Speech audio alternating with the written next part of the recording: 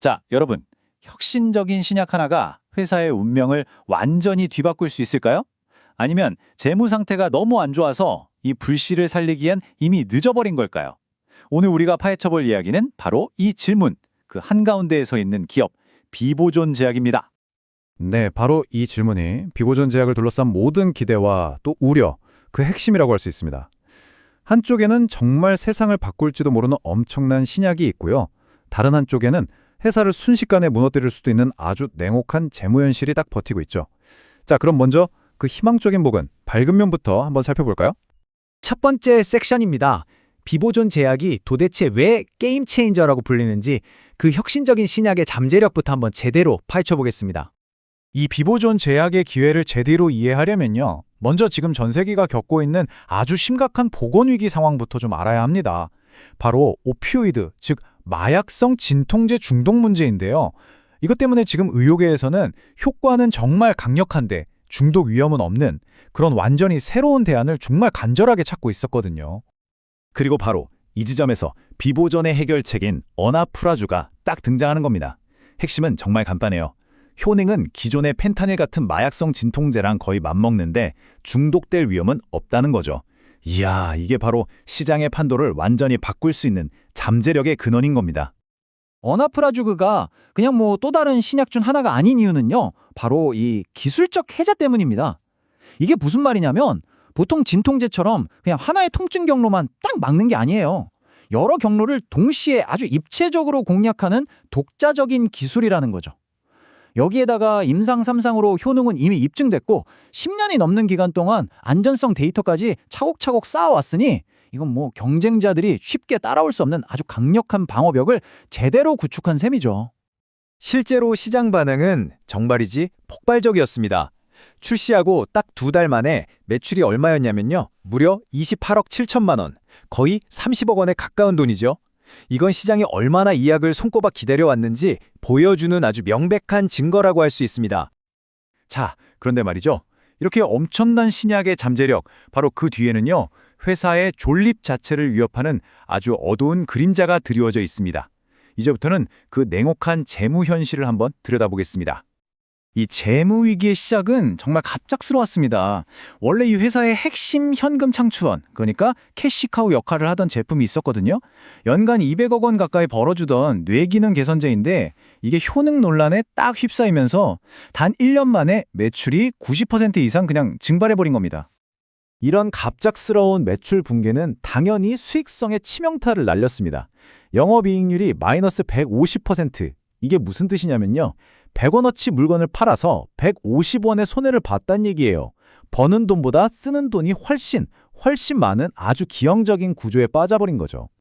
이렇게 수년간 손실이 계속되니까 회사의 기초 체력이라고 할 수 있는 자본을 계속 갉아먹게 된 거죠. 자본 잠식률이 30%에 달한다? 이건 회사를 처음 세울 때 들어갔던 돈의 3분의 1이 그냥 공중으로 사라졌다는 아주 심각한 위험 신호입니다. 게다가 설상가상으로 당장 갚아야 할 빚을 막을 현금도 부족한 상황이에요.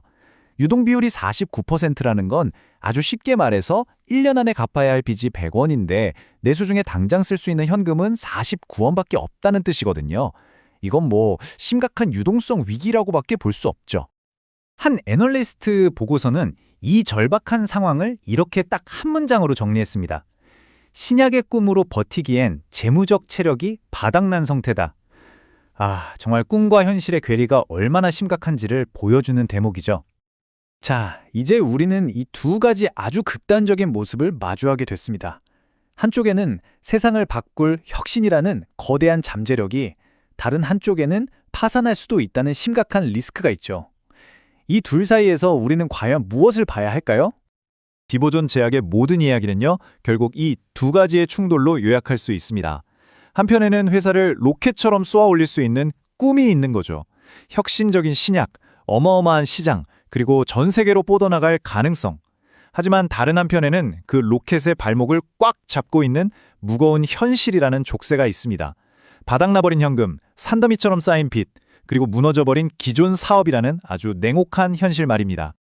그렇다면 시장은 이 꿈과 현실 사이에서 비보존 제약의 가치를 지금 어떻게 평가하고 있을까요?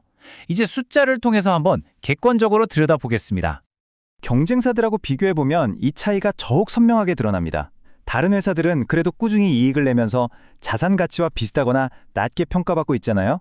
근데 비보존은요, 실제로는 엄청난 적자를 내고 있는데도 오직 이 신약 하나에 대한 기대감만으로 주가가 순자산 가치의 거의 3배 가까이 평가받고 있는 겁니다.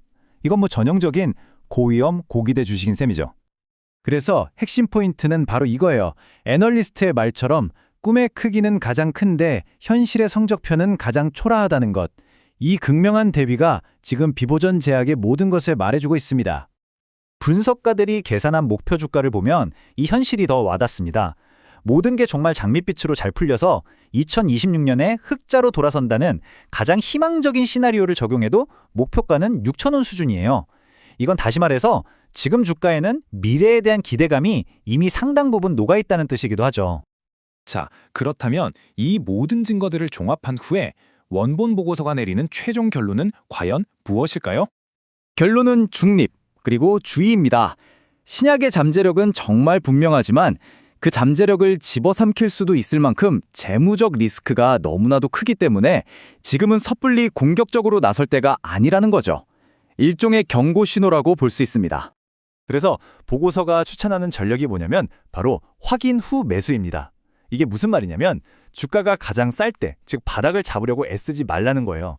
그러다 지하실로 갈 수도 있으니까요. 대신에 분기 흑자 전환처럼 확실하게 회사가 살아나고 있다는 신호를 눈으로 확인하고 나서 들어가도 절대 늦지 않는다는 겁니다. 결국 모든 것은 이 궁극적인 질문 하나로 돌아옵니다. 투자자들과 의료계 모두가 앞으로 정말 숨지겨 지켜볼 대목이죠. 혁신적인 신약은 현대 의학을 바꿀 수 있습니다. 하지만 과연 그 약을 만든 위기의 회사를 구원할 수 있을까요?